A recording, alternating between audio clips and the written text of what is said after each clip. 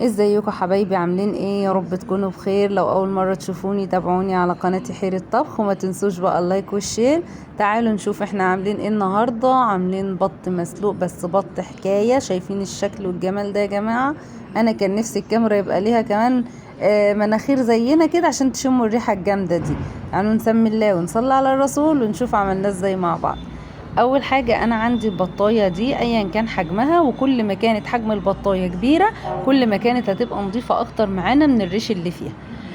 انا نضفتها حلوة قوي وعملتها بدقيق وملح خشن وكربوناتو، وبعدين ابتديت امسك الليمون افرك كل الحاجات دي مع بعضها، فابتدت تديني طبقة فوران بتشيل كل الزفارة اللي في البط، واي حاجة فيها عينية مش رغباها هتشيلها معايا.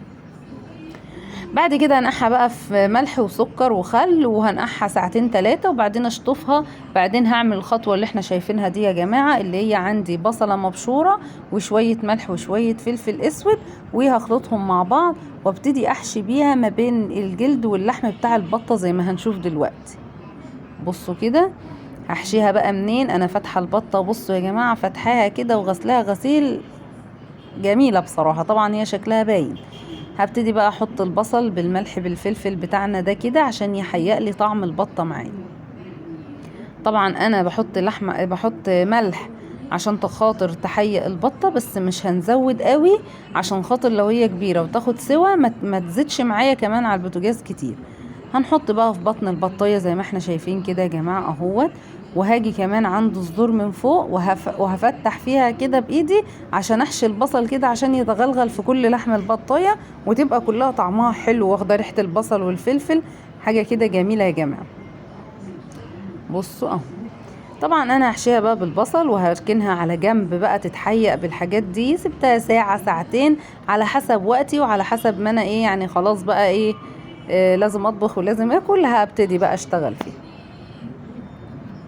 تمام كده، كده تمام اوي.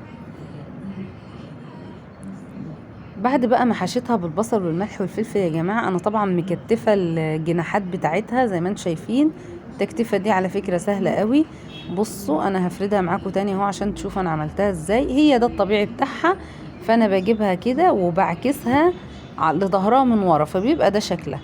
تاني حاجة ان انا هاجي عند الرجل من تحت وهدخلها في الفتحة اللي احنا شايفينها دي، وهدخل الرجل التانية عكس الاولانية زي ما احنا شايفين. دي التكتيفة بتاعتها دي جميلة جدا عشان يبقى شكلها بعد السوا شكلها حلو.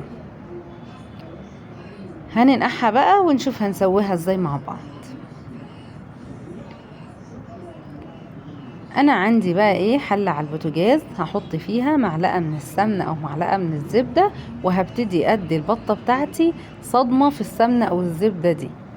بس طبعا الكلام ده هيبقى على نار عالية، مش هوطي النار ابدا عشان البطة ما تنزليش مية معايا. انا هديها صدمة بسيطة كده، مش حتى مش شرط تاخد لون، هي بتاخد صدمة بس. بصوا نهيت. انا هبتدي بقى ايه، اقلب فيها كل شوية كده من هنا لهنا لغاية ما احس ان كلها خدت ايه الصدمة بتاعتي زي ما احنا شايفين كده. ابتدي بقى احط لها توابلها وحاجتها اللي هي عبارة عن ملح وفلفل وحبهان ولورا واحط لها طماطمايه وبصلايه وجزرايه. وهزود لها بقى ميه مغليه. هسيبها لما تغلي معانا يا جماعه. انا كنت حطيت لها ربع كوبايه من عصير الطماطم بس المتصفي طبعا، بس الكاميرا قطعت معايا. هسيبها لما تغلي. مجرد ما بتغلي معايا كده هبتدي بقى اهدي النار عليها خالص، ومن وقت للتاني هقلبها على الجنب قدام شويه ومن ورا شويه. ده شكلها يا جماعة. هبتدي احط بقى الشوكة فيها عشان اعرف استوت ولا لا. شوفوا الشوكة اول ما بحطها بتنزل في لحم البطاية، ده معناه ان هي استوت سوا حلو قوي. هبتدي بقى اشيلها من الشوربة. بصوا جمال الشوربة الاول يا جماعة ازاي صافية وازاي جميلة. حاجة كده والله جميلة، وكانت ريحتها خطيرة. بس كده هبتدي بقى اشيل البطاية بتاعتي دي من الشوربة اهو، هصفيها وهبتدي احمرها. وتعالي نشوف هنحمرها ازاي مع بعض. انا عندي ده شوية من اللبن او وش اللبن. ممكن ان احنا نحط عليها لبن بس انا عشان اعزز الطعم شوية كمان حطيت لها حتة زبدة صغننة قوي مش موجودة عادي جدا. ورشيت عليها شوية ملح زي ما احنا شايفين، ودهنت البطة من تحت ومن فوق، ودخلتها على الرف اللي في النص في الفرن. وطبعا مشغله الشوايه ومشغله الفرن لغايه ما خدت معايا اللون الجميل اللي انتوا شايفينه كده من كل الاتجاهات يا جماعه. وطبعا حاجه جميله، شايفين الشوربه جمالها يا جماعه. طبعا البط ده بيبقى ميكس خطير لما بيتقدم مع ورق العنب. وانا ما صورتش ورق العنب لان احنا عاملينه مع بعض قبل كده على القناه، واللي ما شافوش يدخل يشوفه يا جماعه. يا رب الفيديو يكون عجبكم، ولايك وشير ومتابعه عشان يوصل لكم مننا كل جديد.